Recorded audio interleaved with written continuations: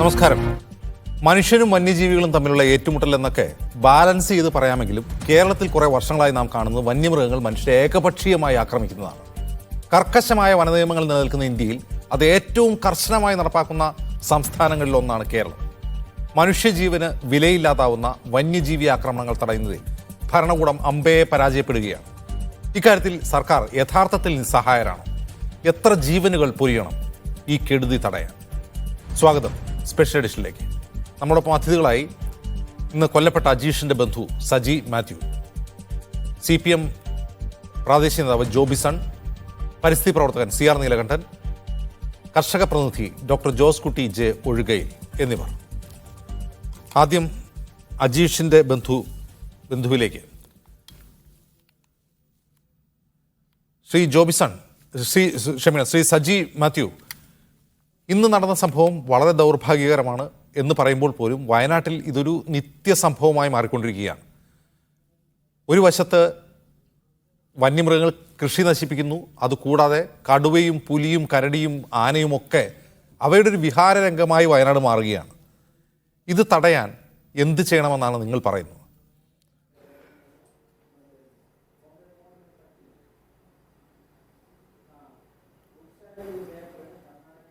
Hello, കേൾക്കാം, പറഞ്ഞോളൂ സജി.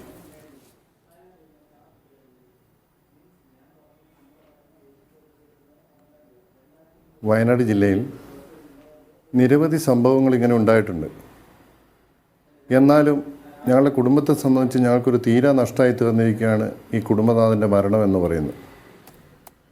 ഈ സംഭവം നടന്ന് അവിടെ വെച്ച് തന്നെ അക്രമം നടന്ന് മരണപ്പെട്ടതിന് ശേഷം അവിടെ നിൽക്കുന്ന ഫോറസ്റ്റ് ഉദ്യോഗസ്ഥന്മാർ ആ ബോഡി ഒന്ന് വണ്ടിയിൽ കയറ്റാൻ പോലും നിൽക്കാതെ ഓടി മറിയുകയാണ് ചെയ്തത്.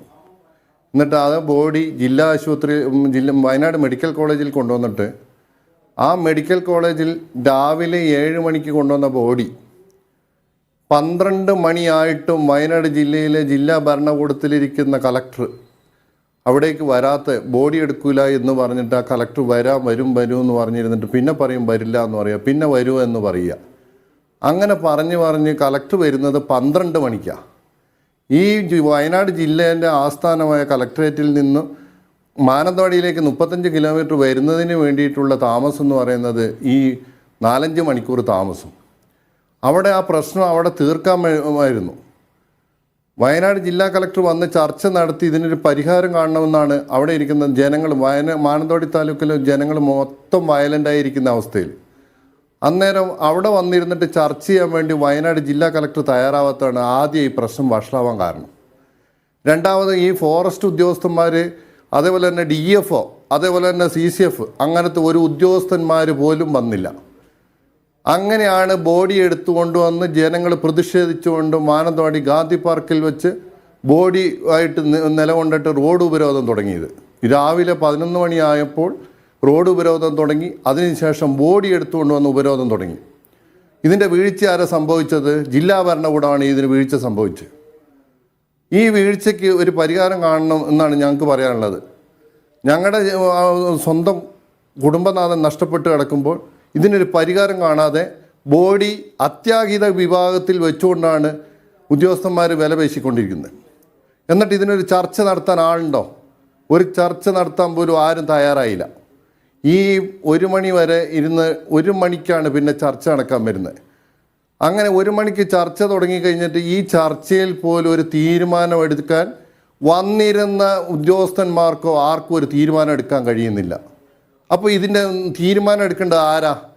മന്ത്രിയും അതേപോലെ തന്നെ മുഖ്യമന്ത്രിയൊക്കെ ഇരുന്നൊരു തീരുമാനം പറഞ്ഞിട്ട് വേണമായിരുന്നു ഇവരെ പറഞ്ഞുവിടാൻ വേണ്ടി. ഇവർ ഒരു തീരുമാനം എടുക്കുന്നില്ല.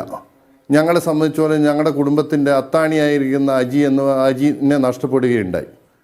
പക്ഷേ ഒരു തീരുമാനം പറയാനോ, ഈ ബോഡി ഇപ്പോൾ 8 മണിയായിട്ടും വയനാട് മെഡിക്കൽ കോളേജിൽ നിന്നും ഇതുവരെ ആ ബോഡി പോസ്റ്റ്മോർട്ടം കഴിഞ്ഞ് കിട്ടിയിട്ടില്ല. ഇനി എപ്പോഴാണ് വീട്ടിലേക്ക് കൊണ്ടുപോകേണ്ടത്? രാത്രി ആകുമ്പോഴല്ലേ. ഇപ്പോഴും സംഭവിക്കുന്നതെന്ന് വെച്ചാൽ ആന ആ വീടിൻ്റെ ഒരു 300 മീറ്റർ മുകളിലുള്ള കുന്നിലാണ് ഇപ്പോൾ ആന നിൽക്കുന്നത്. കുറച്ച് മുൻപ് ആന കുറച്ച് താഴേക്ക് ഇറങ്ങി വന്നു. ഇപ്പം ഞങ്ങൾ ബോഡിയും കൊണ്ട് ചെല്ലുമ്പോൾ അവസ്ഥ എന്താ? അവിടെ മുകളിൽ ആന, താഴെ ബോഡി. ഇതിന് പരിഹാരം കണ്ട് ഞങ്ങൾ പറഞ്ഞു അന്നേരം ഈ ആനേനെ വെടിവെച്ചു കൊല്ലാൻ ഉത്തരവിടണമെന്ന് പറഞ്ഞു. ഉത്തരവിടാനായിട്ട് ജില്ലാ ഭരണകൂടം തയ്യാറാവുന്നില്ല. ജില്ലാ കളക്ടർ പറയുന്നത് എന്താണെന്ന് വെച്ച് കഴിഞ്ഞാൽ അതിന് മുകളിൽ നിന്ന് ഉത്തരവ് വരണം എന്നാണ് പറയുന്നത്. അപ്പം ഞാൻ ചോദിക്കട്ടെ, ഈ ബോഡിയും കൊണ്ട് ഞങ്ങൾ അവിടെ ചെന്നിരുന്ന് ഇന്ന് രാത്രി നേരം വെളുക്കുമ്പോഴത്തേക്ക് ആന താഴേക്ക് ഇറങ്ങി വന്നുള്ള അവസ്ഥ എന്താണെന്നുള്ള കാര്യം ഈ ജില്ലാ ഭരണകൂടം അറിയണ്ടേ? ഞങ്ങൾ പറഞ്ഞ ആനയെ വെടിവെച്ചു കൊല്ലണം, എന്നിട്ട് ഈ സമയം പോലും ആനയ്ക്ക് മയക്കുവെടി കൊടുക്കാനോ വെടിവെച്ചു കൊല്ലാനോ ഒരു തീരുമാനം എടുക്കാതെ അവിടെ ചുറ്റുവട്ടത്ത് ഇങ്ങനെ വട്ടം കറങ്ങി കുറച്ച് ഉദ്യോഗസ്ഥന്മാർ നിൽക്കുന്നു എന്നല്ലാണ്ട് ഇതിനൊരു തീരുമാനം ഉണ്ടായിട്ടില്ല. ഇത് ഇന്നലെ ഇതേപോലെ തന്നെ മാനന്തവാടിയിലെ അപ്പപ്പാറയിൽ ഒരു കടുവ പിടിച്ച വിഷയം കിടപ്പുണ്ട്. അങ്ങനെ നിരവധി വിഷയം വയനാട് ജില്ലയിൽ ഇപ്പം സംഭവിച്ചുകൊണ്ടിരിക്കുമ്പോൾ ഇതിനൊരു പരിഹാരം എന്നുള്ള രീതിയിൽ കാണണ്ടേ? ഇതിന് പോലും തയ്യാറല്ല. ഞങ്ങൾ കുടുംബക്കാരെ സംബന്ധിച്ച് പറയുകയാണെങ്കിൽ ഞങ്ങൾ ഇന്ന് ചർച്ചയിൽ ഉന്നയിച്ച കാര്യം എന്ന് വെച്ച് കഴിഞ്ഞാൽ 10 ലക്ഷം രൂപ നഷ്ടപരിഹാരമായി തരാമെന്നാണ് ഇന്നത്തെ ചർച്ചയിൽ ഉയർന്നു വന്ന കാര്യം. ഞങ്ങൾ പറഞ്ഞത് എന്താണെന്ന് വെച്ചാൽ 50 ലക്ഷം രൂപ നഷ്ടപരിഹാരമായി തന്നെന്ന് പറഞ്ഞപ്പോൾ അത് നിയമത്തിൽ ഇല്ലാത്തത് കൊണ്ട് തരാൻ പറ്റുമെന്നാണ് ചോദിക്കുന്നത്. ഈ നിയമത്തിൽ ഉണ്ടാവേണ്ടത് ആരാ നിയമത്തിൽ വരുത്തേണ്ടത്? നിയമത്തിൽ വരുത്താനുള്ള ഉദ്യോഗസ്ഥന്മാർ അവിടെ ഇരിക്കുന്നത്. അവിടെ നിലവിൽ സർക്കാർ തലത്തിൽ ആലോചന നടക്കുന്നുണ്ട്, 50 ലക്ഷം രൂപ കൊടുക്കാൻ ആലോചന നടക്കുന്നുണ്ടെന്ന് പറയുന്നു. ഈ ആലോചന നടക്കുന്നു എന്നല്ലാതെ ഇതിനൊരു തീരുമാനം ഇനിയെങ്കിലും അടിയന്തരമായിട്ടുണ്ടാവണം. ആ കുടുംബത്തിലെ ഭാര്യയ്ക്ക് ജോലി കൊടുക്കാൻ പറഞ്ഞു, സ്ഥിരം ജോലി കൊടുക്കാമെന്ന് പറഞ്ഞിട്ടുണ്ട്, അതേപോലെ രേഖയാക്കി ഞങ്ങൾക്ക് തന്നിട്ടുണ്ട്. എങ്കിൽ പോലും സ്ഥിരം ജോലി അടിയന്തരമായിട്ട് കൊടുക്കാനുള്ള സംവിധാനവും സർക്കാരിൻ്റെ ഭാഗത്ത് നിന്നുണ്ടാവണം. എന്തായാലും ഞങ്ങളുടെ കുടുംബനാഥൻ പോയി മക്കളെ പഠിപ്പിക്കുന്ന കാര്യം ഏറ്റെടുത്ത് നടത്താമെന്ന് പറഞ്ഞിട്ടുണ്ട്. ആ കുടുംബനാഥൻ്റെ എല്ലാവിധ കടങ്ങളും എഴുതി തള്ളാമെന്നാണ് പറഞ്ഞിരിക്കുന്നത്. അപ്പോൾ ഏത് വിധത്തിലും ഞങ്ങളുടെ തീരാനഷ്ടത്തിൽ ഇങ്ങനെ ഇനി വേറൊരാൾക്ക് ഇത് സംഭവിക്കരുത്. ഇതിനൊരു പരിഹാരം കണ്ടേ മതിയാവൂ. നഷ്ടപരിഹാരം കിട്ടുന്നത് മാത്രം പോരാ, ഇങ്ങനെയൊരു സംഭവം വയനാട് ജില്ലയിൽ നിരന്തരം ഇങ്ങനെ സംഭവിച്ചുകൊണ്ടിരിക്കുന്നതിനൊരു പരിഹാരം കാണുന്നതിനുള്ള നടപടി സർക്കാരിൻ്റെ ഭാഗത്തു നിന്ന് ഉണ്ടാവണമെന്നാണ് ഞങ്ങൾക്ക് ബന്ധക്കാരായ ഞങ്ങൾക്ക് അഭ്യർത്ഥിക്കാറുള്ളത്. ശരി, ഡോക്ടർ ജോസ് കുട്ടി ഒഴികെ ഇവിടെ ഭരണകൂടം നിസ്സഹായരായി മാറുന്നത് പോലെയാണ് നമുക്ക് തോന്നുന്നത്. ഒരു ചർച്ചയ്ക്ക് പോലും ആരും തയ്യാറല്ല. ഭരണകൂടത്തിൻ്റെ വക്താക്കളായ ആരും രംഗത്ത് വരുന്നില്ല. മന്ത്രി പോലും വളരെ നിസ്സഹായമായി തോന്നിക്കുന്ന ഒരു ശരീരഭാഷയിലാണ് പ്രതികരിക്കുന്നത്. ഇവിടെ ഭരണകൂടത്തിന് ആക്ട് ചെയ്യാൻ തടസ്സമാവുന്നത് എന്താണ്? നിലവിലെ വനം വന്യജീവി നിയമമാണോ? എങ്കിൽ അത് മാറ്റേണ്ടത് ആരാണ്? ഇവിടെ ഭരണകൂടത്തിന്റെ നിസ്സഹായാവസ്ഥയല്ല, ഭരണകൂടത്തിന്റെ നിസ്സംഗതയും അതുപോലെ തന്നെ ഈ കാര്യങ്ങൾ ചെയ്യേണ്ട ഉദ്യോഗസ്ഥന്മാരുടെ കടുത്ത അനാസ്ഥയുമാണ് ഇവിടെ നിലനിൽക്കുന്നത്. കേരളത്തിന്റെ വനമേഖലയെ സംബന്ധിച്ചിടത്തോളം ആ വനമേഖലയ്ക്കകത്ത് കൊള്ളാവുന്നതിൽ കൂടുതൽ മൃഗങ്ങളായിട്ടുണ്ട് എന്ന ഒന്നിലധികം തെളിവുകൾ, നിരവധി തെളിവുകൾ ഇതിനോടകം കിട്ടിയിട്ടുണ്ട്. അതുപോലെ തന്നെ കേരളത്തിന്റെ വനത്തിന്റെ അകഭാഗം വന്യജീവികൾക്ക് കൊള്ളുവേലാത്ത രീതിയിൽ ആ പ്രദേശം വനംവകുപ്പ് തന്നെ മാറ്റിക്കളഞ്ഞിരിക്കുകയാണ്. കാട്ടാനകളും അതുപോലെയുള്ള മറ്റ് ജീവികൾക്കും സ്വൈര്യവിഹാരം നടത്തേണ്ടിരുന്ന പുൽമേടുകൾ വനവൽക്കരണത്തിന്റെ പേരിൽ അക്കേഷ്യ യൂക്കാലിപ്റ്റസ് പോലുള്ള മരങ്ങൾ വെച്ചുപിടിപ്പിച്ചത് വഴി ആ പ്രദേശത്തേക്ക് ഈ മൃഗങ്ങൾക്ക് ചെല്ലാൻ കഴിയാത്ത സാഹചര്യം ഉണ്ടായി. അപ്പൊ മൃഗങ്ങൾക്ക് വനത്തിനകത്ത് ഭക്ഷണം കിട്ടാത്ത സാഹചര്യം ഉണ്ടായി. പുൽമേടുകളുടെ ഏരിയ കുറഞ്ഞപ്പോൾ ജലലഭ്യതയ്ക്ക് കുറവുണ്ടായി. അതേ സമയത്ത് വന്യജീവികളുടെ എണ്ണം കഴിഞ്ഞ 52 വർഷത്തെ കൺസർവേഷന്റെ ഫലമായി ക്രമാതീതമായിട്ട് കൂടിയിട്ടുണ്ട്. ഈ 52 വർഷത്തെ 72-ലെ വന്യജീവി സംരക്ഷണ നിയമം ഉണ്ടായതിനു ശേഷം ഇവിടെ ഈ വന്യജീവികളുടെ പോപ്പുലേഷനിലും അതിന്റെ അവയുടെ ആ സ്പ്രെഡിങ്ങിനും ഉണ്ടായിട്ടുള്ള വ്യതിയാനത്തെ സംബന്ധിച്ചുള്ള ശാസ്ത്രീയ പഠനം നടത്തുന്നതിനോ ലോകത്തുള്ള വികസിത രാജ്യങ്ങളിൽ ഉൾപ്പെടെയുള്ളിടത്ത് വന്യജീവി സംരക്ഷണം എങ്ങനെ നടത്തുന്നു എന്നതൊന്ന് പഠിച്ചുകൊണ്ട് അതിന് സമാനമായ രീതിയിൽ ഇവിടേക്ക് കാര്യങ്ങൾ മാറ്റുന്നതിനോ കേരള ഗവൺമെന്റ് തയ്യാറാകുന്നില്ല. നമുക്ക് ഇനി ആവശ്യമായിരിക്കുന്നത് വന്യജീവി സംരക്ഷണമല്ല, വൈൽഡ് ലൈഫ് മാനേജ്മെന്റ് ആണ്. വന്യജീവികളെ എങ്ങനെ അതിന്റെ ലഭ്യതയ്ക്കനുസരിച്ച് സംവഹന ശേഷിക്കനുസരിച്ച് വന്യജീവികളുടെ അവർ ഏരിയക്കകത്ത് നിർത്താം എന്നുള്ള പഠനങ്ങളും അതിനനുസരിച്ചുള്ള കാര്യങ്ങളുമാണ്. ഇത്തരം കാര്യങ്ങളൊക്കെ നടത്തിയെടുക്കുമ്പോഴത്തേക്കും ഇവിടെ 100 കണക്കിന് ആളുകൾ മരിച്ചിരിക്കുമെന്ന കാര്യത്തിൽ തർക്കമില്ല. കാരണം സർക്കാരിന്റെ തന്നെ കണക്കനുസരിച്ച് 2016 മുതൽ 23 വരെയുള്ള കാലഘട്ടത്തിനിടയിൽ ഏതാണ്ട് 750ഓളം ആളുകൾ കേരളത്തിനകത്ത് വന്യജീവി ആക്രമണത്തിൽ മരിച്ചിട്ടുണ്ട്. ഒരു വർഷം ഏതാണ്ട് 150 പേരെന്നുള്ള കണക്കിൽ ഇവിടെ വന്യജീവി ആക്രമണത്തിൽ മരിക്കുകയാണ്. അപ്പൊ അടിയന്തരമായിട്ട് വേണ്ടിയിരിക്കുന്നത് വന്യജീവികൾ വനത്തിന് പുറത്തേക്ക് കടക്കുന്ന സാഹചര്യം ഒഴിവാക്കുന്നതിനുള്ള ശാസ്ത്രീയമായ മാർഗങ്ങൾ അവലംബിക്കുകയും വന്യജീവികൾ വനത്തേക്ക് പുറത്ത് കടന്നാൽ അവയെ വനത്തിനകത്തേക്ക് തിരിച്ചു തുരത്തി ഓടിക്കുന്നതിന് വനംവകുപ്പും അതുപോലെ തന്നെ ജനങ്ങളും ചേർന്നിട്ടുള്ള സംവിധാനങ്ങൾ ഉണ്ടാകുകയും ചെയ്യണം. ഇവിടുത്തെ കർഷക സംഘടനകളും അതുപോലെ തന്നെ സാമൂഹിക സമുദായ സംഘടനകളും നിരവധി തവണ ഇക്കാര്യങ്ങൾ ഗവൺമെന്റിനോട് ആവശ്യപ്പെടുകയും ഇവിടെ സമരം ചെയ്യുകയും ചെയ്തിട്ടുണ്ട്. അതുപോലെ വന്യജീവികളെ നിയന്ത്രിക്കുന്നതിന് ഫലപ്രദമായ നിരവധി ശാസ്ത്രീയ മാർഗങ്ങളുണ്ട്. അത്തരം മാർഗങ്ങൾ അവലംബിക്കുന്നതിന് വേണ്ടിയിട്ടുള്ള തുക ഗവൺമെന്റ് മാറ്റിവെക്കണം. ഈ ഗവൺമെന്റിന്റെ ഈ ബഡ്ജറ്റിൽ കൊടുത്തിരിക്കുന്നത് വെറും 48 കോടി രൂപയാണ് ഹ്യൂമൻ വൈൽഡ് ലൈഫ് കോൺഫ്ലിക്റ്റ് കുറയ്ക്കുന്നതിന് വേണ്ടി മാറ്റിവെച്ചിരിക്കുന്നത്. നമ്മൾ ഓർക്കേണ്ട ഒരു കാര്യം, കേരളത്തെ സംബന്ധിച്ചിടത്തോളം ഇന്ത്യയിലെ തന്നെ ഏറ്റവും അധികം വനമേഖലയുടെ ശതമാനമുള്ള സ്ഥലമാണ്. അതായത് കേരളത്തിന്റെ 54% പ്രദേശം വനസമാനമായ വൃക്ഷനിബിഡതയുള്ള വനഭൂമിക്ക് തുല്യമായ സ്ഥലമാണെന്ന് ഫോറസ്റ്റ് സർവേ ഓഫ് ഇന്ത്യ പറയുന്നു. കേരളത്തിന്റെ ആകെ ഏരിയയുടെ 29% പ്രദേശം സർക്കാരിന്റെ ഉടമസ്ഥയിലുള്ള വനമാണ്. അതിൽ തന്നെ ഏകദേശം 6450 ചതുരശ്ര കിലോമീറ്റർ സ്ഥലം റിസർവ് ഫോറസ്റ്റ് ആണ്. നമ്മൾ ഓർക്കേണ്ട ഒരു കാര്യം, 3.5 കോടി ജനങ്ങളുള്ള കേരളം എന്ന് പറയുന്നത് അത്ര വലിയൊരു സംസ്ഥാനമല്ല. ഇന്ത്യ രാജ്യത്തെ ഏറ്റവും വലിപ്പം കുറഞ്ഞ സംസ്ഥാനങ്ങളിൽ ഒന്നായ കേരളത്തിലാണ് ഏറ്റവും അധികം വനമുള്ളത് എന്നതുകൊണ്ട് തന്നെ നമ്മൾ ഇനിയും ഇവിടെ വനം വർദ്ധിപ്പിക്കുന്നതിന് ആവശ്യമായ നടപടികളുമായി മുന്നോട്ട് പോകുന്നു. ഇവിടെ വനം വകുപ്പിന്റെ ഭാഗത്തുനിന്ന് ഉണ്ടാകുന്നത് ജനങ്ങളോടുള്ള ഒരു ശത്രുത പോലെയാണ്. ജനങ്ങളെ കാണുന്ന ഏതാണ്ട് ശത്രുക്കളെ കാണുന്നത് പോലെയാണ്. പഴയ ബ്രിട്ടീഷ് ഭരണകാലത്ത് ബ്രിട്ടീഷുകാർ ജനങ്ങളെ മാറ്റി നിർത്തുന്നതിന് വേണ്ടി കൊടുത്ത ട്രെയിനിങ് ആണ് ഇവർക്ക് ഇപ്പോഴും കൊടുത്തുകൊണ്ടിരിക്കുന്നതെന്നാണ് നമ്മൾ മനസ്സിലാക്കേണ്ടത്. ഇത് പ്രകൃതി സംരക്ഷണം എന്ന് പറയുന്നത് ജനങ്ങളുടെയും ഫോറസ്റ്റ് ഡിപ്പാർട്ട്മെന്റിന്റെയും ഉത്തരവാദിത്വമാണ്. ഇതൊരു ജനാധിപത്യ ഭരണമാണ്. അവിടെ ജനങ്ങളെ വിശ്വാസത്തിലെടുക്കാതെ വനം വകുപ്പ് ഉദ്യോഗസ്ഥന്മാരുടെ തോന്നിവാസം കാണിക്കുകയും ജനങ്ങളെ വിരട്ടി ഓടിക്കുകയും അവരുടെ ഉത്തരവാദിത്വം വന്യജീവികളെ വനത്തിനകത്ത് നിർത്തേണ്ട ഉത്തരവാദിത്വം അവരെ നിർവഹിക്കാതെ അവരവരുടെ ഉത്തരവാദിത്വത്തിൽ വീഴ്ച വരുത്തുകയുമാണ് ചെയ്തിരിക്കുന്നത്. ഇതെല്ലാം കൂടെ കൂടിച്ചേർന്നിട്ടാണ് ഈ പ്രശ്നം ഉണ്ടാകുന്നത്. ഇവിടെ കർഷക സംഘടനകൾ സംഘടിതമായി സ്ഥിരം വന്യജീവി ആക്രമണം ഉണ്ടായിരുന്ന സ്ഥലങ്ങളിൽ പ്രതിരോധത്തിന് അവർ തയ്യാറായി കഴിഞ്ഞപ്പോൾ ആ പ്രദേശത്തേക്ക് വന്യജീവികൾ ചെല്ലാത്ത സാഹചര്യം കൂടി ഉണ്ടായിട്ടുണ്ട്. ഇത് കാണിക്കുന്നത് അത്തരം സ്ഥലങ്ങളിൽ ഇവിടെ ഈ തൊട്ടടുത്ത്, അതായത് നമ്മുടെ ആതിരപ്പള്ളി വാഴച്ചാൽ ഭാഗത്തിനടുത്തുള്ള കൃഷിയിടത്തിൽ സ്ഥിരമായി കാട്ടാനെ ഇറങ്ങിക്കൊണ്ടിരുന്ന പ്രദേശത്ത് അവിടെയുള്ള ആളുകൾ സംഘടിതമായി ചെന്ന് 2-3 ദിവസം ഉറക്കളിച്ചിരുന്ന ആനകളെ കടക്കുന്നിടത്ത് തടയാൻ ശ്രമിച്ചപ്പോൾ ആ വഴിക്കുള്ള ആനകളുടെ വരവ് നിർത്തി. ഞാനിത് പറയുന്നത് ഇവിടെ ഫലപ്രദമായ മാർഗങ്ങൾ നിരവധി അവലംബിക്കാമായിരുന്നു. നമ്മൾ ഓർക്കണം, എരുമേലിക്കടുത്ത് വീട്ടിൽ പത്രം വായിച്ചുകൊണ്ടിരുന്ന ഗൃഹനാഥനെ കാട്ടുപോത്ത് ആക്രമിച്ചിട്ട് ആ കാട്ടുപോത്തിനെ വെടിവെക്കാൻ ഉത്തരവിട്ടിട്ട് അത് ചെയ്യാൻ ഇവിടെ ഉദ്യോഗസ്ഥന്മാർ തയ്യാറായിട്ടില്ല. ഇപ്പോഴും ജനങ്ങളുടെ ജീവൻ സംരക്ഷിക്കുന്നതിന് വേണ്ടി വന്യജീവികളെ വെടിവെക്കുവാൻ നിയമം അനുവദിക്കുന്നുണ്ട്. അപ്പോൾ ജനവാസ മേഖലയിൽ ഇറങ്ങി ജനങ്ങളെ ഉപദ്രവിക്കുന്ന വന്യജീവികളെ വെടിവെക്കുക എന്നുള്ള ആ നിയമത്തിലേക്ക് കടക്കുകയാണ് ചെയ്യേണ്ടത്. അതിനു പകരം ജനങ്ങളെ ഭയപ്പെടുത്തി ജനവാസ മേഖലയിൽ നിന്ന് ഓടിക്കുന്ന തരത്തിലുള്ള സമീപനമാണ് സർക്കാർ ഭാഗത്തുനിന്ന് ഉണ്ടാകുന്നത്. ഇത് ഒരു കാരണവശാലും നമുക്ക് അനുവദിക്കാവുന്നതല്ല. ഒരു ജീവൻ 50 ലക്ഷം രൂപ നഷ്ടപരിഹാരം എന്ന് പറയുന്ന ആ ജീവന്റെ വില ഒരിക്കലും ആകുന്നില്ല. മനുഷ്യജീവന്റെ വില 50 ലക്ഷമല്ല.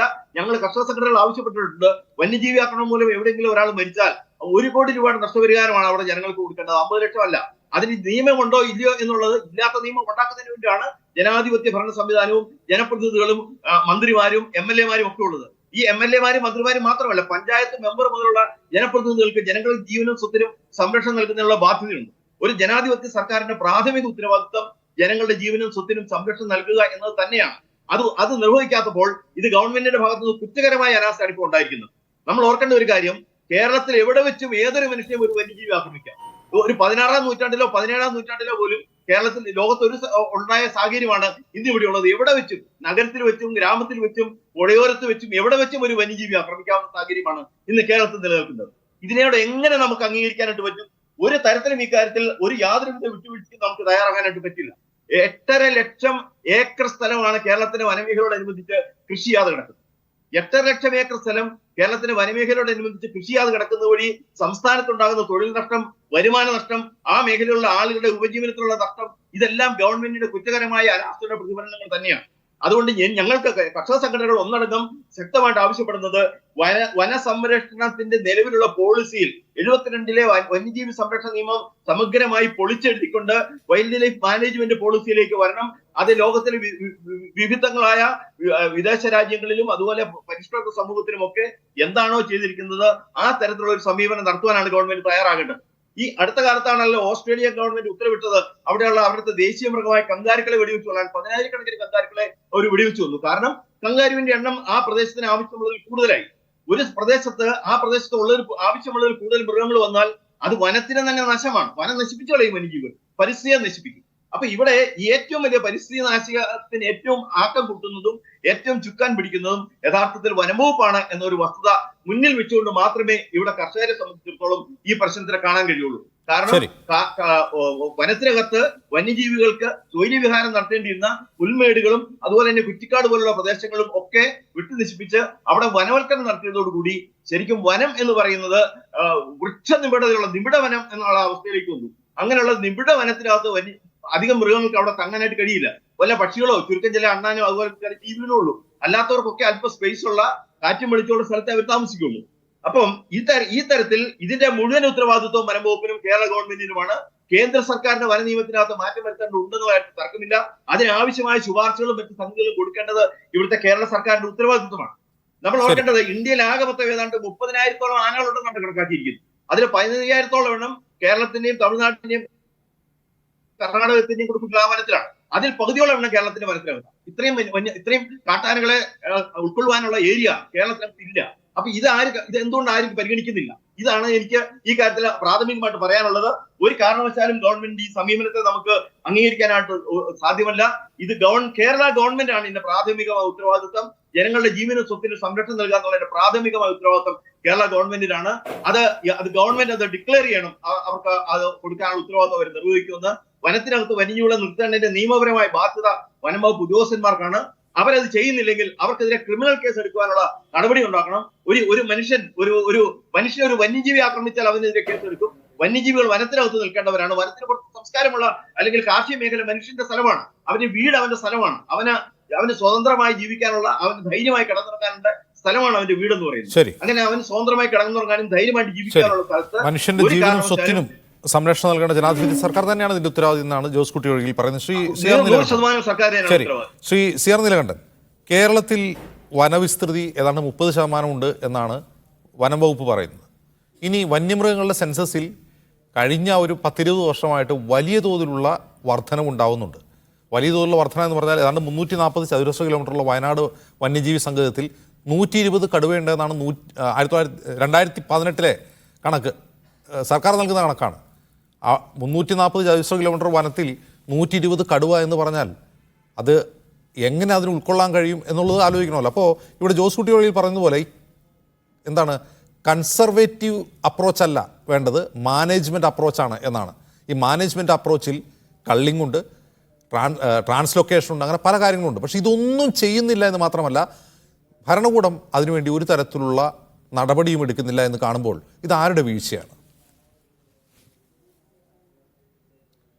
ഒന്നാമതായി ഇന്നിപ്പോൾ വളരെ വളരെ വേണ്ടപ്പെട്ട ഒരു മനുഷ്യജീവൻ നഷ്ടപ്പെട്ട് അതിൻ്റെ ദുഃഖമാണ് നേരത്തെ അജീഷിൻ്റെ ബന്ധു സജി മാത്യു നമ്മളോട് പറഞ്ഞത്. ഇത് ഒറ്റപ്പെട്ടൊരു സംഭവമല്ല എന്നും ഇത് നിരന്തരം ആവർത്തിച്ചു കൊണ്ടിരിക്കുകയാണെന്നും നേരത്തെ ജോസ് കുട്ടി സാറ് പറഞ്ഞ പോലെ എൻ്റെ അടുത്ത സുഹൃത്താണ്. അദ്ദേഹം ഞാനുമായിട്ട് നിരവധി വിഷയം ചർച്ച ചെയ്തിട്ടുള്ളതാണ്. അവർ തന്നെ സൂചിപ്പിച്ചതുപോലെ ഇത് നിരന്തരം ആവർത്തിക്കുന്നു. അടുത്തുള്ള കർഷകർക്ക് മാത്രമല്ല സാധാരണ മനുഷ്യർക്കും, ഇപ്പോൾ ആദിവാസികൾക്ക് പോലും അവിടെ ജീവിക്കാൻ കഴിയാത്ത തരത്തിൽ ആക്രമണം നേരിടേണ്ടി വരുന്നു. ഇത് ഒരു തുടർക്കഥയാവും. ഇവിടെ ഞാൻ സ്റ്റാറ്റിസ്റ്റിക്സിനെ അനുകൂലിക്കുകയോ വെല്ലുവിളിക്കുകയല്ല. നമുക്ക് സ്റ്റാറ്റിസ്റ്റിക്സ് എന്ന് പറയുന്നത് ഏറ്റവും വലിയ കള്ളം എന്ന് പറയാറുണ്ട്. സ്റ്റാറ്റിസ്റ്റിക്സ് അങ്ങോട്ടും ഇങ്ങോട്ടും ഒരേ സ്റ്റാറ്റിസ്റ്റിക്സ് വെച്ച് ഉപയോഗിക്കാം, അതവിടെ നിൽക്കട്ടെ. കേരളത്തിലെ വനത്തിൻ്റെ ക്വാളിറ്റി ഗൗരവതരമായി കുറഞ്ഞിട്ടുണ്ട് എന്നത് ഒരു പഠനവും കാര്യമായി ഇല്ലാതെ തന്നെ നമുക്ക് മനസ്സിലാവും. കാരണം വനത്തിൽ നിരന്തരം പോകുന്ന ആളുകൾ എന്നുള്ള നിലയ്ക്ക് കേരളത്തിലെ എസ്റ്റേറ്റുകളായി മാറിയ വനങ്ങൾ, അല്ലെങ്കിൽ എസ്റ്റേറ്റുകൾ പോലെ മോണോക്രോപ്പായ വനങ്ങൾ, അധിനിവേശ സസ്യങ്ങളുടെ വലിയ തോതിലുള്ള വളർച്ച, വന്യജീവികൾക്ക് അവിടെ ഉള്ള വന്യജീവികൾക്ക് പോലും ഇപ്പം നിങ്ങൾ എത്ര എണ്ണം കുറച്ചാലും ആ എണ്ണത്തിന് പോലും അവിടെ ജീവിക്കാൻ കഴിയാതെ വരുന്ന ഒരവസ്ഥയുണ്ട്. വെള്ളം കിട്ടാത്ത അവസ്ഥയുണ്ട്. ഇതൊക്കെ നമ്മൾ പലവട്ടം പറഞ്ഞിട്ടുള്ളതാണ്. പക്ഷേ ഇതൊന്നും വന്നിട്ടില്ല. രണ്ടാമത് ഏറ്റവും പ്രധാനം, ഇത് സംബന്ധിച്ച് സ്റ്റാറ്റിസ്റ്റിക്സ് അങ്ങോട്ടും ഇങ്ങോട്ടും പറയുന്നല്ലാതെ ഔദ്യോഗികമായി കൃത്യമായ പഠനം നടത്തുക. ഇതിനാദ്യം വേണ്ടത് ഒരു പഠനമാണ് നടത്തേണ്ടിയിരുന്നത്. എന്താണ് കേരളത്തിലെ വനത്തിൻ്റെ അവസ്ഥ, എന്താണ് വന്യജീവികളുടെ എണ്ണം? ഇപ്പോൾ ജോസ് കുട്ടി സാർ പറയുന്നതിനെതിരായ വേറെ സ്റ്റാറ്റിസ്റ്റിക്സ് എനിക്ക് വേണ്ടി പറയാൻ പറ്റും, അതുകൊണ്ട് കാര്യമില്ല. പിന്നെ കർണാടകയിലെ വനം, നമ്മൾ തണ്ണീർക്കൊമ്പൻ്റെ കാര്യം വന്നപ്പോൾ കർണാടക വനം, കേരള വനം, തമിഴ്നാട് വനം, ഇതൊന്നും ആന, ഇത് ചേർന്ന് കിടക്കുന്ന ഒരു വനം എന്ന് പറഞ്ഞാൽ വനത്തിൻ്റെ അതിർത്തിയൊന്നും ആനയ്ക്കും കടുവയ്ക്കും പുലിക്കും ഒന്നും ഉണ്ടാവില്ല. കാരണം അവിടെയുള്ള കടുവ ഇങ്ങോട്ടും വരും, ഇവിടെയുള്ള കടുവ അങ്ങോട്ടും. ആന പ്രത്യേകിച്ച് ഏറ്റവും കൂടുതൽ ദിവസേന യാത്ര ചെയ്യുന്ന 20, 25, 50 കിലോമീറ്റർ വരെ ദിവസേന യാത്ര ചെയ്ത് കിട്ടുന്നതൊക്കെ തിന്ന് ജീവിക്കുന്ന ഒരു ജീവിയാണ് ആന. കടുവ അത്രയൊന്നും യാത്രയില്ല. അപ്പോൾ ഓരോ ജീവികളുടെയും പ്രത്യേകതയുണ്ട്. അതനുസരിച്ച് ആ പഠനത്തിൻ്റെ അടിസ്ഥാനത്തിൽ ഈ പറഞ്ഞതുപോലെ ഏത് നയം സ്വീകരിക്കണം എന്ന് തീരുമാനിക്കപ്പെടണം. കള്ളിങ് വേണമെങ്കിൽ കള്ളിങ് വേണ്ടെന്ന് ഞാൻ പറയുന്നില്ല, പക്ഷേ കള്ളിങ് വേണമെങ്കിൽ അത് കൃത്യമായ പഠനത്തിൻ്റെ അടിസ്ഥാനത്തിലേ പറ്റുള്ളൂ. വെറുതെ കുറേ ആനകളെ വെടിവെച്ച് വന്നാൽ വീരപ്പൻ കൊന്ന പോലെ നമുക്ക് ആനയെ കൊല്ലാൻ പറ്റില്ലല്ലോ. ആന എന്നല്ല ഒരു മൃഗത്തിനെ അങ്ങനെ കൊല്ലാൻ പറ്റില്ല. കാരണം നമ്മുടെ നാട്ടിൽ ഒരു നിയമമുണ്ട് വന്യമൃഗം. രണ്ടാമത്, വന്യമൃഗങ്ങൾ പുറത്തു വരാൻ പാടില്ല എന്ന് പറഞ്ഞാൽ വന്യമൃഗങ്ങൾ അതിനകത്ത് ജീവിക്കും എന്ന് ഉറപ്പാക്കേണ്ട ചുമതല അടിസ്ഥാനപരമായി വനം വകുപ്പിൻ്റെയാണ്. വനം വകുപ്പിൻ്റെ കീഴിലാണ് വനമെങ്കിൽ വന്യജീവികളുമാണ്. ഇത് പരിഹരിക്കുന്നതിന് നമ്മൾ ചില ശ്രമങ്ങളൊക്കെ നമ്മൾ പലരും പല ശ്രമങ്ങളും നടത്തി, ഒറ്റപ്പെട്ട ശ്രമങ്ങൾ നടത്തി. ഞാൻ കേരളത്തിൻ്റെ പല ഭാഗങ്ങളിൽ വന്യജീവി സംഘർഷമുള്ള സ്ഥലങ്ങളിൽ പോയ ആളാണ്. അവരൊക്കെ പറയുന്നത് അവർ ഓരോരുത്തരും സ്വന്തം കയ്യിൽ നിന്ന് പണം മുടക്കി ചെലവ്, സർക്കാർ ചെയ്യുന്ന സാധനങ്ങൾ പിന്നെ അതിൻ്റെ മെയിൻ്റനൻസ് ഉണ്ടാവില്ല, അങ്ങനെ പല കാര്യങ്ങൾ.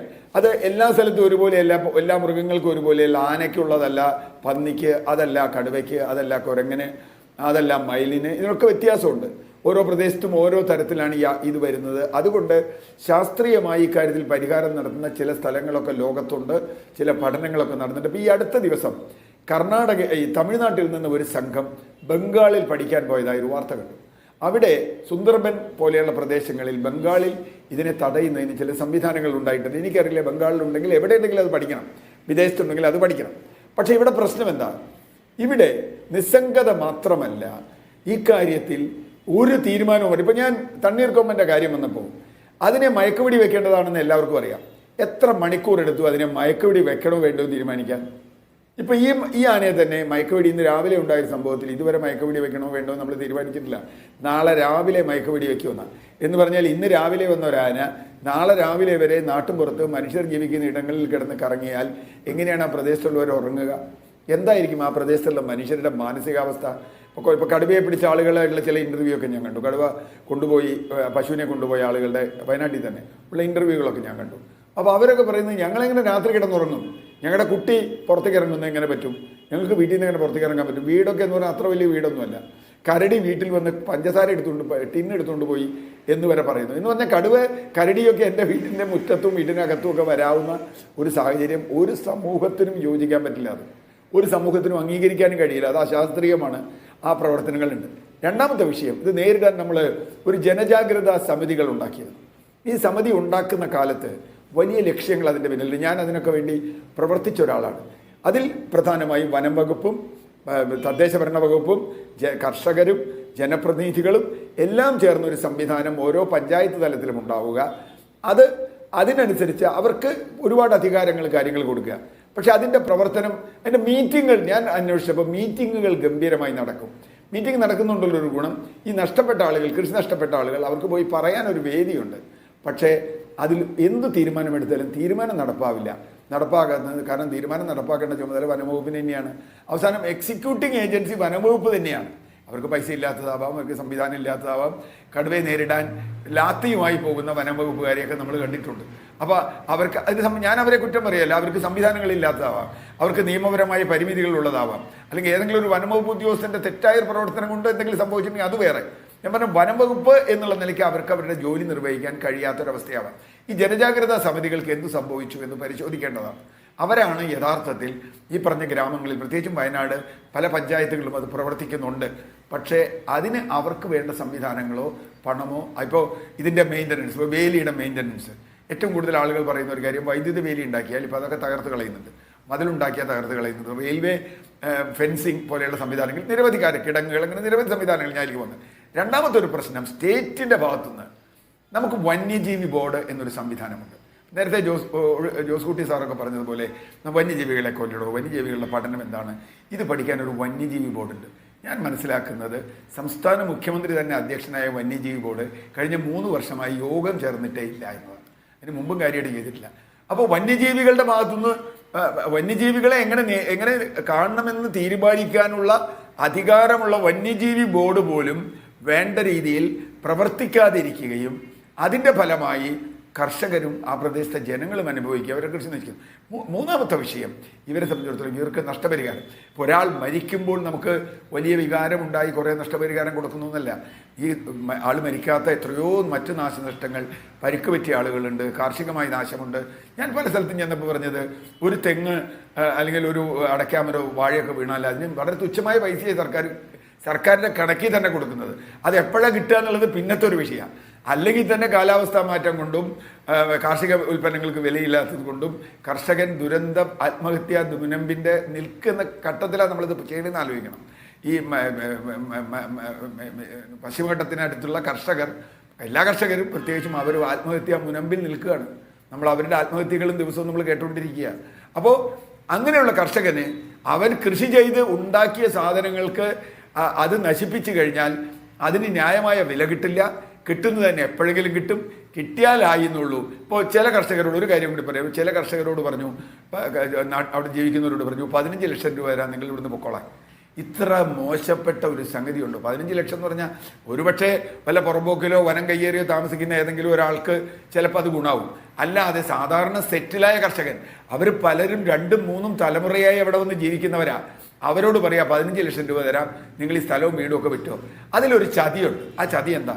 ഇവരിവിടുന്ന് പോയാൽ നമ്മുടെ നാട്ടിൽ വനം ഇങ്ങനെ വളർന്നു ഇങ്ങനെ വന്നത്, വനം ഈ രൂപത്തിലായത് എസ്റ്റേറ്റുകൾ. നോക്കൂ, എസ്റ്റേറ്റുകളായിരുന്ന സ്ഥലങ്ങൾ പലതും ഇന്ന് എസ്റ്റേറ്റ് ഡിഫങ്ക്റ്റായി. അതൊക്കെ വനത്തിനടുത്തുള്ള പ്രദേശങ്ങളാണ്. ആരും അവിടെ പോകാറില്ല. അവിടെ റബ്ബർ എസ്റ്റേറ്റ് ആയാലും പന എസ്റ്റേറ്റ് ആയാലും അവിടെ കിടക്കുക. അത് പതുക്കെ വനമായി വരികയാണ്. വനം എന്ന് പറഞ്ഞാൽ എന്താ? വന്യജീവികളെ സംബന്ധിച്ചിടത്തോളം അവർക്ക് സുരക്ഷിതമായ സ്ഥലമാണ്, പക്ഷെ തിന്നാനൊന്നുമില്ല. അപ്പോൾ അവരിങ്ങനെ ഇറങ്ങി യാത്രക്കാരായ ആന പോലെയുള്ള മൃഗങ്ങൾ, പ്രത്യേകിച്ച് പന്നികൾ ഇതിന് മുമ്പ് തന്നെ നമ്മൾ കണ്ടിട്ടുണ്ട്, അവരിറങ്ങി ഈ എസ്റ്റേറ്റിൽ വന്നു. എസ്റ്റേറ്റ് വനം പോലെയായി. ഞാൻ വനമെന്ന് പറയില്ല അതിനെ. എന്നെ സംബന്ധിച്ചിടത്തോളം വനം എന്ന് പറഞ്ഞാൽ കേവലം കുറേ മരം നിൽക്കുന്ന സ്ഥലമല്ല. നേരത്തെ ജോസൂട്ടി സാർ പറഞ്ഞ മുതലേ അത് ജൈവ വൈവിധ്യമുള്ള ഒരു ഹാബിറ്റാറ്റാണ്. പക്ഷേ വന്യജീവികളെ സംബന്ധിച്ചിടത്തോളം അത് വനമാണ്. അത് മനുഷ്യൻ താമസിക്കുന്നതിൻ്റെ തൊട്ടടുത്താണ്. അപ്പോൾ എസ്റ്റേറ്റിന് വന്ന് താമസം ഉറപ്പിച്ച ഈ മൃഗത്തിന് പിന്നെ ഭക്ഷണം കിട്ടാനുള്ള സ്ഥലം മനുഷ്യവാസമുള്ള കാർഷിക മേഖലകളാണ് എന്നതൊരു സത്യമാണ്. ഇങ്ങനെ നിരവധി പ്രശ്നങ്ങളുണ്ട്. ഇതിൻ്റെ പരിഹാര മാർഗങ്ങളുണ്ട്. ഇതൊന്നും പാലിക്കാതെ ജനങ്ങളങ്ങ് വല്ലാണ്ട് ഇളകി കഴിയുമ്പോൾ എന്തെങ്കിലും ഒരു പരിഹാരം ചെയ്ത് തൽക്കാലം ജനങ്ങളെ അടക്കി നിർത്താനുള്ള ഒരു ടെക്നിക്ക് മാത്രമാണ് ഇപ്പോൾ നമ്മുടെ സർക്കാരുകൾ ചെയ്യുന്നത്. ഇപ്പോൾ വനം മന്ത്രി എന്ന് പറഞ്ഞാൽ വനം മന്ത്രിക്ക് ഇതിനെപ്പറ്റി എന്തെങ്കിലും ഒരു ധാരണ ഉണ്ടോ എനിക്കറിയില്ല. കാരണം ഞാൻ ആ തണ്ണീർക്കൊമ്പൻ്റെ കാര്യത്തിൽ വളരെ വിചിത്രമായ അദ്ദേഹത്തിൻ്റെ ഒരു കമൻറ്റ് കണ്ടു. ആനയെ കൈ കിട്ടിയാലല്ലേ ആനയുടെ ആരോഗ്യം അറിയാൻ പറ്റൂ. റേഡിയോ കോളർ വെച്ച ഒരു ആനയുടെ മുഴുവൻ ഡീറ്റെയിൽസ് ഇവരുടെ കമ്പ്യൂട്ടറിലുണ്ട്. അതിൻ്റെ യാത്രാപഥം മുഴുവൻ ഇവർക്കറിയാം. എത്ര മുമ്പേ അറിയാം ഈ ആന 100 കിലോമീറ്ററിന് അപ്പുറത്തുനിന്ന് യാത്ര ചെയ്തിട്ടുണ്ട്, ഇപ്പോൾ മാനന്തവാടിയിൽ വരാൻ പോവാണെന്ന്. എന്തേ ആന വരുന്ന കാര്യം ഇവർ ആരും അറിഞ്ഞില്ല, ഇവർ കിടന്നുറങ്ങായിരുന്നു. അപ്പോൾ എന്നിട്ട് ആ ആനയെ ഇതിന് മുമ്പ് 2 മാസം മുമ്പ് അതിന് മയക്കുപിടി വെച്ചിട്ടുണ്ടെന്നുള്ള ഡാറ്റ ഇവരുടെയിലുണ്ട്. അപ്പോൾ അതിന് എത്ര ഡോസ് വയ്ക്കണം? അതിനൊരു വെറ്റിനറി സർജനെ കിട്ടിയില്ല ജിംസെ. ഒരു വെറ്റിനറി സർജനെ ആന വെടിവെക്കും. നാളെ നോക്കിക്കോളൂ, വെറ്റിനറി സർജൻ ഇല്ലാതെ ഒരു ബയോളജിസ്റ്റ് ഒരു ആനയെ വെടിവെക്കുന്നു. ഒന്ന് ആലോചിച്ച് നോക്കൂ. ബയോളജിസ്റ്റാണോ ഡോസ് ചെയ്യുക? ബയോളജിസ്റ്റിന് എന്താ അറിയാം? ഞാൻ പറഞ്ഞത് കെട്ടുകാര്യസ്ഥതയുടെ അങ്ങേയറ്റം. ഇത് പരിസ്ഥിതിക്ക് വേണ്ടിയൊന്നുമല്ല. വനംവകുപ്പ് പരിസ്ഥിതി സംരക്ഷിക്കാൻ നിൽക്കണമെന്ന് ഞാൻ വിശ്വസിക്കുന്നില്ല. ഇത് പരിസ്ഥിതി സംരക്ഷിക്കാനുള്ള നയമല്ല. ഇത് പരിസ്ഥിതിയെ തകർക്കും, കർഷകനെ തകർക്കും. അത് കഴിഞ്ഞാൽ ഇപ്പോൾ വനത്തിൻ്റെ വിസ്തൃതി കൂട്ടുകയാണെന്നുള്ള ഒരു ടെക്നിക്ക്. അങ്ങനെ വനത്തിൻ്റെ വിസ്തൃതി കൂട്ടിയിട്ട് കാര്യം പലരും ആരോപിക്കുന്നത് പോലെ വേറെ വല്ല ഫണ്ട് കിട്ടുന്നുണ്ടോ എന്ന് എനിക്കറിയില്ല. പക്ഷേ അങ്ങനെയല്ല വനം സംരക്ഷിക്കേണ്ടത്. ഇപ്പോൾ മഞ്ഞക്കൊന്ന പോലെയുള്ള അധിനിവേശ സസ്യങ്ങൾ വയനാട്ടിലുള്ള ആളുകൾക്കൊക്കെ നന്നായിട്ട് അറിയാം. അത്തരം സസ്യങ്ങൾ തടയപ്പെടുകയും അവിടെ ജീവികൾക്ക് ജീവിക്കാനുള്ള സാഹചര്യം ഉണ്ടാക്കുകയും മനുഷ്യനെ അതിൽ നിന്ന് രക്ഷിക്കുകയും ചെയ്യാനുള്ള സമഗ്രമായൊരു പദ്ധതി, അത് ജനങ്ങളുടെ പങ്കാളിത്തത്തോടെ, വനം വകുപ്പ് ഏകപക്ഷീയമായി ചെയ്യുകയല്ല, ജനങ്ങളുടെ പങ്കാളിത്തത്തോടെ ജാഗ്രതാ സമിതി പോലെയുള്ള സംവിധാനങ്ങൾ ഫലപ്രദമായി ഉപയോഗിച്ച് അതിന് തടയിടുകയാണ് വേണ്ടത്. അല്ലാതെ ഒരു ആന വരുമ്പോൾ അതിനെ വെടിവെച്ച് വന്നാൽ ഞാൻ അടുത്ത കടുവ വരുമ്പോൾ വെടിവെച്ച് പോലെ അങ്ങനെ നമുക്ക് ആവേശത്തോടുകൂടി പറയാം. പക്ഷെ അതല്ല അതിനുള്ള പരിഹാരം. അങ്ങനെ ഒരു പരിഹാരത്തിൽ പോയാൽ നമ്മൾ ഒരിക്കലും എത്താൻ പോകുന്നില്ല. യഥാർത്ഥത്തിൽ ശാസ്ത്രീയവും നിയമപരവുമായി ഇനി അവസാനമായി ഇതിന് നിയമപരിഹാരം ഉണ്ട്. പക്ഷേ നിയമത്തിൽ മാറ്റം വരുത്തേണ്ടതുണ്ട്. ഞാനും വിശ്വസിക്കുന്ന ആളാണ്. 1972 വൈൽഡ് ലൈഫ് പ്രൊട്ടക്ഷൻ ആക്ട് അല്ല, അല്ലെങ്കിൽ 70 ഫോറസ്റ്റ് ആക്ട് അല്ല ഇന്ന് ബാധകമാവുന്നത്. തീർച്ചയായും അതിൽ ഭേദഗതി വരുത്തണം. അത് വനാകെ തകർത്ത് കളയണം എന്ന് പറയുന്ന ഒരു ഭേദഗതിയല്ല. ലോകം മുഴുവൻ ഇന്ന് പരിസ്ഥിതി സംരക്ഷണത്തിൻ്റെ ഒരു ധാരയിൽ നിൽക്കുമ്പോൾ ഈ വനങ്ങളെ എങ്ങനെ സംരക്ഷിച്ചുകൊണ്ട് മനുഷ്യരെ സംരക്ഷിക്കാൻ കഴിയുക എന്ന കൃഷിയെ വനം പോയാൽ കർഷകന് പ്രശ്നമാണ്. കാരണം കാലാവസ്ഥാ മാറ്റമൊക്കെ വന്നു കഴിഞ്ഞാൽ കർഷകൻ്റെ കാര്യവും കഷ്ടമാണ്, എല്ലാ മനുഷ്യരുടെ കാര്യവും കഷ്ടമാണ്. നമ്മുടെ പുഴകളില്ലാതാവുന്നു, വെള്ളമില്ലാതാവുന്നു, ഇതൊക്കെ അവർക്കൊക്കെ അറിയാം. ജോസ് കുട്ടി സാറൊക്കെ പരിസ്ഥിതി നന്നായി പഠിച്ചിട്ടുള്ള ഒരാളാണ്. അപ്പോൾ അതൊന്നും ഒരു കർഷകനും ആഗ്രഹിക്കുന്നില്ല. പക്ഷേ വന്യജീവികൾ നമ്മുടെ വീട്ടിലെത്തി നമ്മുടെ സ്വൈര ജീവിതവും സമ്പത്തും ജീവനും നഷ്ടപ്പെടുമ്പോൾ കർഷകർ പ്രതിഷേധിക്കും, നാട്ടുകാർ പ്രതിഷേധിക്കും. അതിന് ഒരു പരിഹാരമായി ഇപ്പോൾ അദ്ദേഹത്തിന് കൊടുത്ത് 1 കോടി രൂപ കൊടുക്കണോ, അതൊരു മനുഷ്യജീവനെ എത്ര വിലയിട്ടാലും മതിയാവും, അതെനിക്കറിയില്ല. 1 കോടി രൂപ കൊടുക്കണോ, 2 കോടി രൂപ കൊടുക്കണോ എന്നുള്ളതൊന്നുമല്ല എൻ്റെ വിഷയം. അതൊക്കെ സർക്കാർ തീരുമാനിക്കട്ടെ, അതിന് നിയമം ഉണ്ടാവട്ടെ. പക്ഷേ ആവർത്തിക്കില്ലെന്ന് ഉറപ്പാക്കലാണ് ഒരു സർക്കാരിൻ്റെ കടമ. ജീവനും സ്വത്തിനും സംരക്ഷിക്കുക എന്നുള്ളതാണ്. അതിഥികളിലേക്ക് തിരികെ. ശ്രീ സജി മാത്യു, ഇവിടെ പലതരത്തിലുള്ള തർക്കങ്ങളുണ്ട്. നിങ്ങളൊരു വയനാട്ടുകാരൻ എന്ന നിലയിൽ, വയനാട്ട് വർഷങ്ങളായിട്ട് താമസിക്കുന്ന ഒരാളെന്ന നിലയിൽ, കഴിഞ്ഞൊരു 2 പതിറ്റാണ്ടായി, ഒരു 10-20 വർഷമായി ഈ വന്യജീവികളുടെ ആക്രമണം കൂടുകയാണോ ചെയ്യുന്നത്? നിങ്ങളുടെ ഒരു നിരീക്ഷണത്തിൽ എന്താണ് തോന്നുന്നത്? ഈ വന്യജീവികൾ, അത് ആനയാവട്ടെ, കടുവയാവട്ടെ, എന്താവട്ടെ, അവയുടെ എണ്ണം യഥാർത്ഥത്തിൽ കൂടുന്നുണ്ടോ? സർക്കാരിൻ്റെ കയ്യിലെ കണക്ക് പലരും അത് തർക്കിക്കുന്നുണ്ട്. അതിൽ അങ്ങനെ ഇല്ല, യഥാർത്ഥ കണക്കല്ല, ശാസ്ത്രീയ പഠനങ്ങളില്ല എന്നൊക്കെ പറയുന്നു. യഥാർത്ഥത്തിൽ വന്യജീവികളുടെ എണ്ണം വയനാട്ടിൽ കൂടിയിട്ടുണ്ടോ?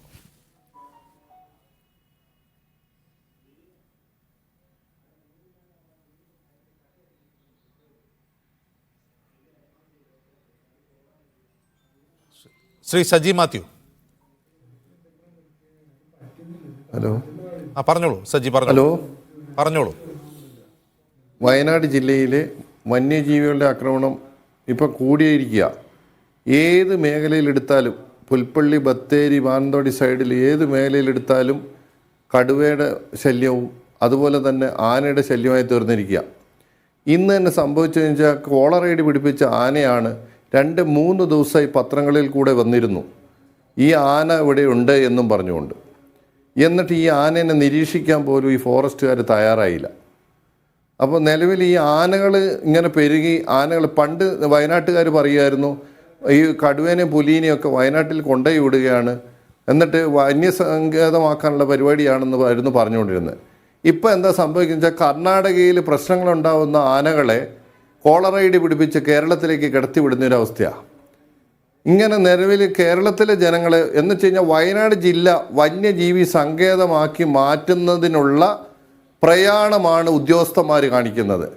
ഒരു ആനയെ കൊണ്ട് ഒരു ജീവൻ നഷ്ടപ്പെട്ടാലും അതുപോലെ തന്നെ ഒരു ആന നഷ്ടപ്പെട്ടാലും ഫോറസ്റ്റുകാർക്ക് അതൊരു ഉത്സവ പ്രതീതി തന്നെയാണുള്ളത്.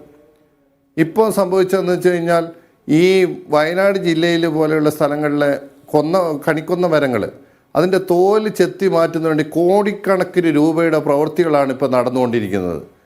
വയനാട് ജില്ലയിലെ പല സ്ഥലങ്ങളിലും നടത്തിയിട്ടുണ്ട്. ഇങ്ങനെ ഇഷ്ടം പോലെ പൈസ ആനകളുടെയും മൃഗങ്ങളുടെയും സംരക്ഷണത്തിന് വേണ്ടി മുടക്കുമ്പോൾ ജനങ്ങളുടെ ജീവനും സ്വത്തിനും സംരക്ഷണം നൽകാനായിട്ട് ഉദ്യോഗസ്ഥ വൃന്ദവും സർക്കാരും തയ്യാറാവുന്നില്ല. അതുകൊണ്ട് നിലവിൽ ഇങ്ങനെ ഒരു അവസ്ഥയ്ക്ക് പരിഹാരം കാണുന്നതിന് വേണ്ടിയിട്ട് ജനങ്ങളുടെ ജീവനും സ്വത്തിനും സംരക്ഷണം കൊടുക്കുന്നതിന് വേണ്ടിയിട്ടുള്ളൊരു പദ്ധതി വയനാട് പാക്കേജ് പ്രഖ്യാപിച്ചിട്ടുണ്ട്. ഈ വയനാട് പാക്കേജ് പ്രഖ്യാപിച്ചതിൽ നിന്ന് ഈ വന്യമൃഗ സംരക്ഷണത്തിന് വേണ്ടിയിട്ടുള്ള വന്യമൃഗ സംരക്ഷണത്തിനല്ല, വന്യമൃഗങ്ങളിൽ നിന്ന് ജനങ്ങളുടെ സംരക്ഷണത്തിന് വേണ്ടിയിട്ടുള്ളൊരു പാക്കേജ് അതിൽ ഉൾപ്പെടുത്തണമെന്നാണ് എനിക്ക് പറയാനുള്ളത്. അതുപോലെ തന്നെ വയനാട് ടൂറിസം ഭൂപടത്തിൽ 9ാം സ്ഥാനത്താണുള്ളത്. ഇന്ന് വയനാട് ജില്ലയിലെ ടൂറിസം മേഖല തകർന്നുകൊണ്ടിരിക്കുക. ഒരു വിദേശികൾ പോലും വയനാട് ജില്ലയിലേക്ക് വരുന്നില്ല. ഏത് സ്ഥലത്ത് നോക്കിക്കഴിഞ്ഞാലും കടുവ, പുലി, കരടി എന്നിങ്ങനെ പല മേഖലയിൽ ആനയടക്കം ഉണ്ടാകുന്നൊരു സംജാതമായി തീർന്നേക്കുക. അപ്പോൾ ടൂറിസം മേഖലയും തകരുകയാണ്, കൃഷി മേഖല തകർന്നു കിടക്കുകയാണ്. ഏത് മേഖലയും തകർന്നു കിടക്കുന്ന അവസ്ഥയിലാണ് ഇപ്പോൾ വയനാട് ജില്ലയിലുള്ളത്. ജനങ്ങൾ നെട്ടോട്ടോടാണ്, സാമ്പത്തിക പ്രതിസന്ധി രൂക്ഷമായിക്കൊണ്ടിരിക്കുക. ഈ അവസ്ഥയിൽ വയനാട് ജില്ലയിലെ വന്യമൃഗങ്ങളെ സംരക്ഷിച്ചുകൊണ്ട് ഡിപ്പാർട്ട്മെൻറ്റുകളും സർക്കാരും മുന്നോട്ട് പോകുന്നൊരവസ്ഥ വന്നു കഴിയുമ്പോൾ വയനാട് ജില്ലയിലെ ജനങ്ങളെല്ലാം വയനാട് ജില്ലയിൽ നിന്ന് സ്ഥലം വിറ്റ് വേറെ ജില്ലകളിലേക്ക് പോകണമെന്നാണോ പറയുന്നത്? അല്ലെങ്കിൽ കർണാടകയിലേക്ക് വയനാട് ജില്ലയെ കൂട്ടിച്ചേർക്കണമെന്നാണ് ഉദ്ദേശിക്കുന്നത്? എന്താണ് ഉദ്ദേശിക്കുന്നത് എന്നുള്ള കാര്യം ഉദ്യോഗസ്ഥ വൃന്ദം വ്യക്തമാക്കണം. ഇപ്പോൾ നിലവിൽ ഇന്ന് ആ DFO എന്ന് പറയുന്ന വ്യക്തി ഈ ഭാഗത്ത് ഇന്ന് ചർച്ചയ്ക്ക് പോലും വന്നിട്ടില്ല. CCF വന്നു എന്നല്ലാതെ അത് തന്നെ വന്നത് 1:30-2 മണിക്കാണ് വന്നത്. അപ്പം ഫോറസ്റ്റുകാരെ സംബന്ധിച്ച്, വനം വകുപ്പുകാരെ സംബന്ധിച്ച് ഒരു തീരുമാനം എടുക്കാനോ അവർക്കൊരു തീരുമാനം എടുക്കാനുള്ള കഴിവില്ല. നിലവിൽ ഈ വനം വകുപ്പുകാർക്ക് തീരുമാനം എടുക്കാൻ കഴിയുന്നില്ലെങ്കിൽ മന്ത്രിതലത്തിലുള്ളൊരു ചർച്ചയെങ്കിലും ഉദ്യോഗസ്ഥന്മാർ നടത്തിയിട്ട് വേണമായിരുന്നു ഈ ചർച്ചയ്ക്കും കാര്യങ്ങൾക്കും വരാൻ വേണ്ടി. അതിനും ഇവർ തയ്യാറാവുന്നില്ല. പിന്നെ എങ്ങനെയാണ് ഈ നാട് നന്നാവുന്നത്? വയനാട് ജില്ല ഇങ്ങനെ കാലങ്ങളോടെ ഇങ്ങനെ പോവുകയാണ്. വയനാട് ജില്ലയിലുള്ള ജോബിസൺ ഉണ്ട് ഇപ്പോൾ നമ്മളോടൊപ്പം. ജോബിസൺ, ഇവിടെ വനം വകുപ്പ് കൃത്യമായി ആക്ട് ചെയ്യുന്നു എന്ന് പറയാൻ കഴിയുമോ? കാരണം ഈ ആന വരുന്നു എന്ന് ട്രാക്ക് ചെയ്യുന്നതാണ് ആന, എന്നിട്ട് പോലും ഈ നിമിഷവും മയക്കുവെടി വെച്ചിട്ടുള്ള ആന ഇപ്പോഴും ജനവാസ കേന്ദ്രത്തിൽ തുടരുകയാണ്. വനം വകുപ്പിന്റെ വലിയ വീഴ്ച ഇക്കാര്യത്തിലില്ലേ?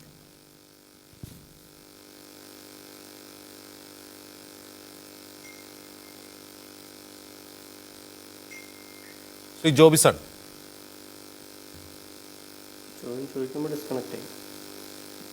ജോബിസൺ കേൾക്കുന്നുണ്ടോ?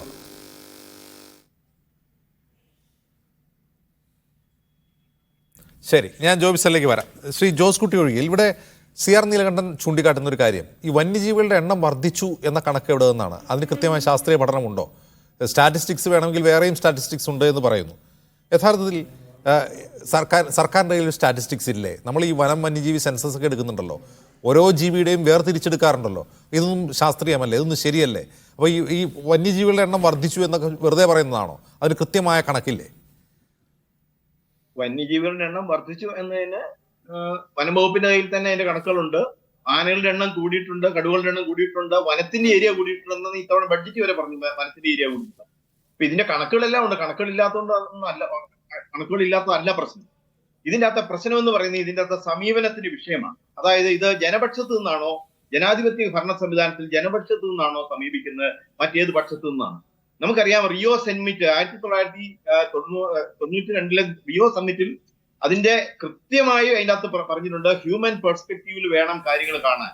മനുഷ്യരുടെ ജീവന്, അവരുടെ സ്വതന്ത്രമായ വളർച്ചയ്ക്ക്, സാംസ്കാരികമായ വളർച്ചയ്ക്ക്, തൊഴിലിന് തുടങ്ങിയുള്ള എല്ലാ മേഖലയ്ക്കും വികാസം ഉണ്ടാകുന്ന തരത്തിൽ തന്നെ ആയിരിക്കണം പരിസ്ഥിതി സംരക്ഷണം എന്നാണ് അതിൻ്റെ അകത്ത് കൃത്യമായിട്ട് പറഞ്ഞത്.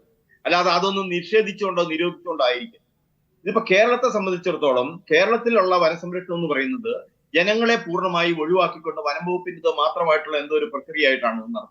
യഥാർത്ഥത്തിൽ ഇവിടെ നമ്മൾ മനസ്സിലാക്കേണ്ട ഒരു കാര്യം, ചരിത്രാതീത കാലം മുതൽ വനത്തിനകത്ത് മനുഷ്യവാസം ഉണ്ടായിരുന്നു.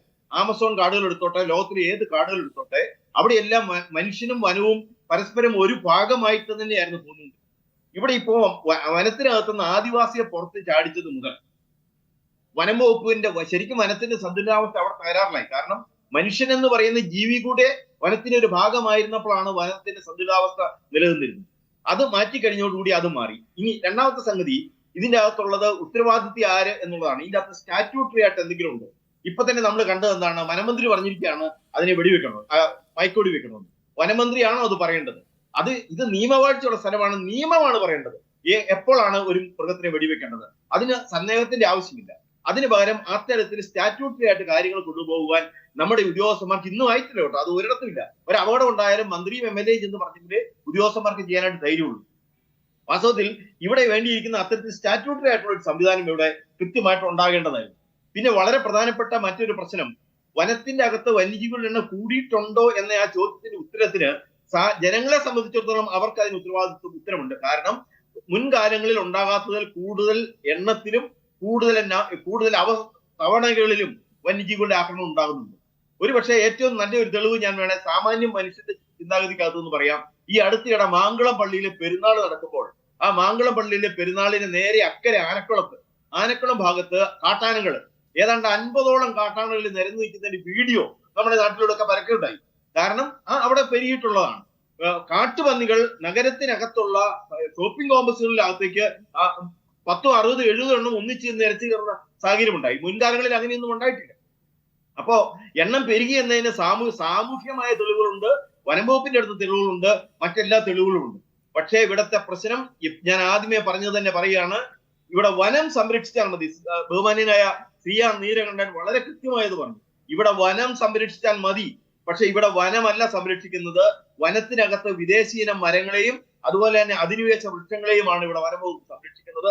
അങ്ങനെ വനത്തിനകത്തുനിന്ന് വന്യജീവികളെ അവർ പുറത്തിയടിച്ചിരിക്കുകയാണ്. ഇതിന് ഇനി അടിയന്തരമായിട്ട് വേണ്ടിയിരിക്കുന്നത് വനം വകുപ്പിനെ ഇതിന്റെ ധാർമ്മികമായോ നിയമപരമായ ബാധ്യത വനം വകുപ്പിനാക്കണം. വന്യജീവികളാൽ മനുഷ്യർ കൊല്ലപ്പെട്ടാൽ അതിന്റെ ഒരു ഉത്തരവാദിയായിട്ട് ഒരു വനം വകുപ്പ് ഉദ്യോഗസ്ഥരുണ്ടാകും.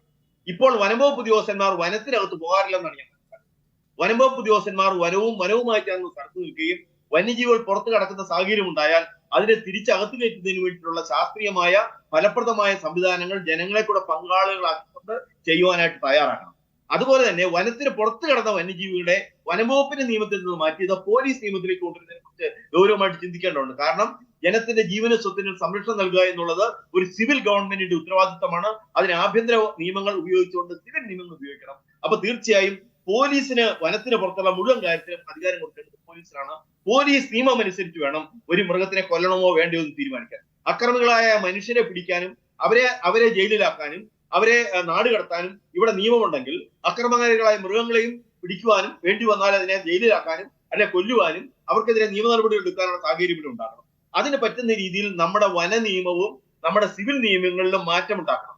ഈ മാറ്റത്തെ സംബന്ധിച്ചുള്ള ചർച്ചകളും ചിന്തകളും വളരെ ഗൗരവമായി പരിസ്ഥിതി പ്രവർത്തകരുടെയും അതുപോലെ തന്നെ രാഷ്ട്രീയ പ്രവർത്തകരുടെയും സാമൂഹ്യമായി ഉത്തരവാദിത്തമുള്ള മുഴുവൻ ഭാഗങ്ങളുടെ ഭാഗത്തുനിന്നുണ്ടാകണം. ഇവിടുത്തെ രാഷ്ട്രീയ പ്രതിപക്ഷ കക്ഷികൾക്ക് ഈ കാര്യത്തിലുള്ള ഉത്തരവാദിത്വം ചൂണ്ടിക്കാണിക്കാൻ ഞാൻ ആഗ്രഹിക്കുകയാണ്. അവർ അധികാരത്തിൽ പങ്കാളികളായാൽ മാത്രം പോരാ, ഇപ്പോൾ അവർ അധികാരത്തിൽ പങ്കാളികളാകുകയാണ്. ജനങ്ങൾ ഇവിടെ വന്യജീവികളാൽ ആക്രമിക്കപ്പെടുന്നുണ്ടോ, അവർ കൊല്ലുന്നുണ്ടോ എന്നുള്ളത് അവരുടെ അജണ്ടയിലേ ഇല്ലാത്ത പോലെയാണ് നമ്മൾ കാര്യങ്ങൾ കാണുന്നത്. കാരണം ജനത്തിനോട് ഉത്തരവാദിത്തമുള്ള ഒരു രാഷ്ട്രീയ പാർട്ടി ഉണ്ടായിരുന്നെങ്കിൽ ഒരു മനുഷ്യൻ കൊല്ലപ്പെടുമ്പോൾ അതിനെതിരെ അവർക്ക് നിലപാടെടുക്കാനായിട്ട് കഴിയുമായിരുന്നു. ഇവിടെ ആ തരത്തിൽ ഒരു മനുഷ്യനല്ല 100 കണക്കിന് മനുഷ്യർ കൊല്ലപ്പെട്ടാലും അതിനെതിരെ നിസ്സംഗമായ ഒരു തരം ഇത് ഞങ്ങളെ ഒന്നും അറിഞ്ഞിട്ടില്ല, നിങ്ങളുടെ കൂട്ടത്തിൽ കൂടി ഞങ്ങൾ പ്രതിഷേധിക്കാം. എന്തിനാണ് രാഷ്ട്രീയക്കാരും നേതാക്കന്മാരും ജനങ്ങളോടുകൂടി പ്രതിഷേധിക്കാൻ വരുന്നത്?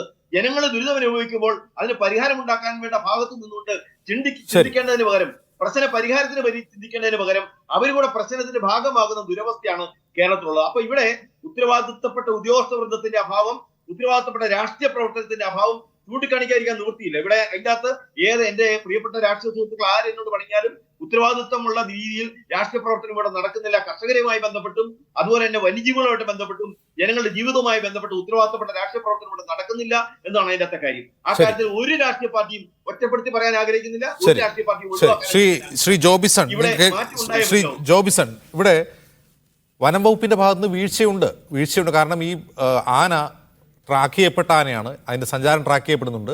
അത് ജനവാസ മേഖലയിൽ എത്തിയത് വനംവകുപ്പ് അറിയുന്നുണ്ട്. ഈ നിമിഷവും അത് ജനവാസ മേഖലയിൽ നിൽക്കുകയാണ്, മയക്കുവെടി വെച്ചിട്ടില്ല, നാളെ വെക്കുമെന്ന് പറയുന്നു. ഇതിന് അനാസ്ഥ എന്നല്ല എന്താണ് പറയുക ജോബിസൺ?